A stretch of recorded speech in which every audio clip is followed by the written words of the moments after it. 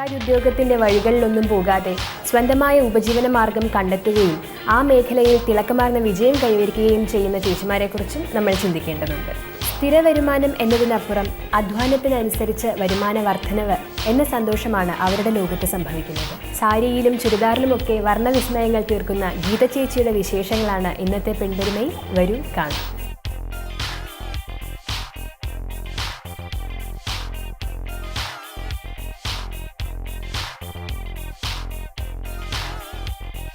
പൂക്കളും മറ്റ് ചിത്രരൂപങ്ങളും എന്നും മനസ്സിന് ആനന്ദം തരുന്നു. അവ നാം അണിയുന്ന വസ്ത്രങ്ങളിലാണെങ്കിലോ ആ സന്തോഷം ഇരട്ടിയാകുന്നു. മഞ്ഞയും കറുപ്പും വയലറ്റും ഒക്കെ നിറങ്ങളിലുള്ള സാരികളിലും ചുരിദാറുകളിലും ചിത്രപ്പണികൾ ഒരുക്കുന്ന ഗീത ചേച്ചി ഒഴിവ് സമയത്തെ ഒരു വിനോദമായാണിത് തുടങ്ങിയത്. എംബ്രോയിഡറിയിൽ തുടങ്ങി ഇപ്പോൾ പെയിൻറ്റിങ്ങിൽ വേരുറപ്പിച്ച ഗീത ചേച്ചി പറയുന്നത് കേൾക്കൂ. ഒഴിവ് സമയങ്ങളിൽ എൻ്റെ ഫ്രണ്ട്സും ഞാനും കൂടി എംബ്രോയിഡറി ആദ്യം ചെയ്തു. അത് കഴിഞ്ഞ് പെയിൻറ്റിങ്ങിലോട്ട് പോയി. പിന്നെ അങ്ങനെ ഞങ്ങൾ നന്നായിട്ട് പഠിച്ചു. അവർ എംബ്രോയിഡറിയിൽ ഫീൽഡിൽ ഇപ്പോഴും തുടരുകയാണ്. ഞാൻ മാത്രമാണ് പെയിൻറ്റിങ്ങിലേക്ക് തിരിഞ്ഞത്. അപ്പോൾ അത് കാരണം എനിക്ക് ഒരുപാട് സമയം പെയിൻറ്റിങ് ചെയ്യുന്ന എംബ്രോയിഡറിയെക്കാളും വളരെ വേഗത്തിൽ നമുക്ക് പിക്ചർ വരയ്ക്കാനും അത് മാർക്കറ്റ് ചെയ്യാനും നമുക്ക് കഴിയുന്നുണ്ട്. സാരിയിൽ മാത്രമല്ല, ചുരിദാറിൽ, ടീഷർട്ടിൽ, പിന്നെ പില്ലോ കവറ്, ബെഡ്ഷീറ്റ് എന്നിവയിലെല്ലാം ചെയ്യാം. ശുഭവസ്ത്രങ്ങളിലെ നീലപ്പൂക്കൾ കാണാൻ തന്നെ എന്തൊരഴക്!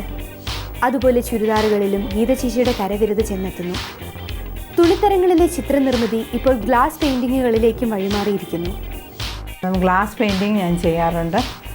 ഗ്ലാസ് പെയിൻറ്റിങ് ഇപ്പോഴും നമ്മൾ വിവാഹ ആവശ്യത്തിനായിരുന്നാലും, പ്രസൻറ്റേഷൻ, വീട്ടാവശ്യത്തിന്, ഹൗസ് വാമിങ്ങിന്, ഇങ്ങനെയുള്ളതിനെല്ലാം നമുക്ക് പ്രസൻറ്റേഷൻ ഐറ്റമായിട്ട് നമുക്കിത് നന്നായിട്ട് ചെയ്ത് കൊടുക്കാവുന്നതാണ്. ഇത് ആദായകരമായിട്ട് ചെയ്യാവുന്ന, സ്ത്രീകൾക്ക് ചെയ്യാൻ പറ്റുന്ന ഒരു തൊഴിൽ കൂടിയാണ്. ഒഴിവ് സമയങ്ങൾ കഴിവതും വിനിയോഗിക്കാൻ ഇത് ഉപകാരപ്രദമാണ്. സ്വന്തം സാരികളിലായിരുന്നു ഗീത ചേച്ചിയുടെ ആദ്യ പരീക്ഷണം.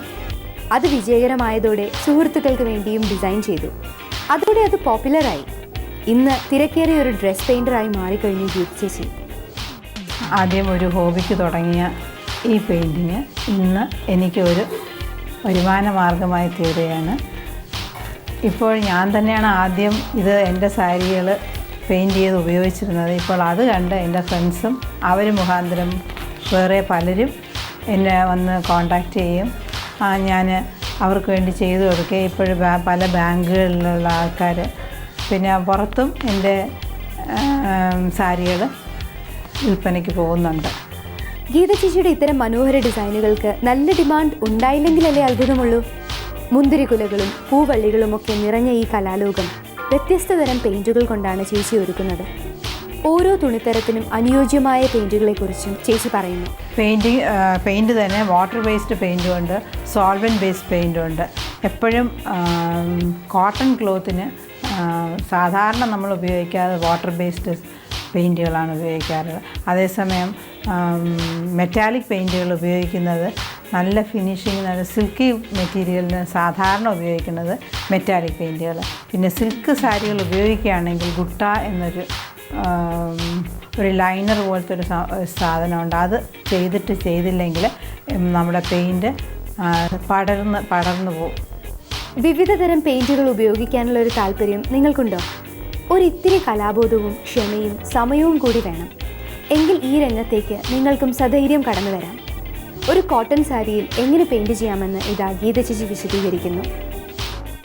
കോയിൽ കോട്ടൺ സാരിയിലാണ് ഞാനിവിടെ ഇന്ന് പെയിൻറ്റ് ചെയ്യാൻ പോകുന്നത്.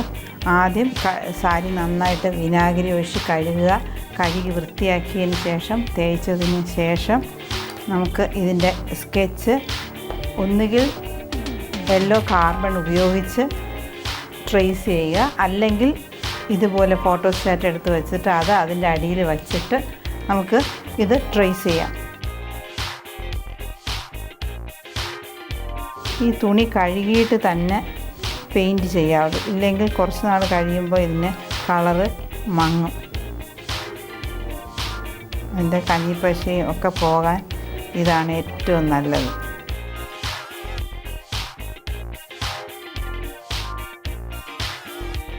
ഇനി ഇതിന് പുറമേ നമ്മൾ ചെയ്തതിന് ശേഷം സീക്വൻസ് വർക്ക് ചെയ്യണോ അത് ചെയ്യാം. ഇപ്പോൾ ഇവിടെ ഞാനൊരു പൂ പൂർത്തിയായി. ഇനി നമുക്ക് ഇതിൻ്റെ വള്ളി വരയ്ക്കാം. ഈ വള്ളി വരയ്ക്കുന്നതും പൂ വരയ്ക്കുന്നതും നമുക്ക് ഷെയ്ഡ് വർക്ക് കൊടുക്കാം, അല്ലാതെയും ചെയ്യാം.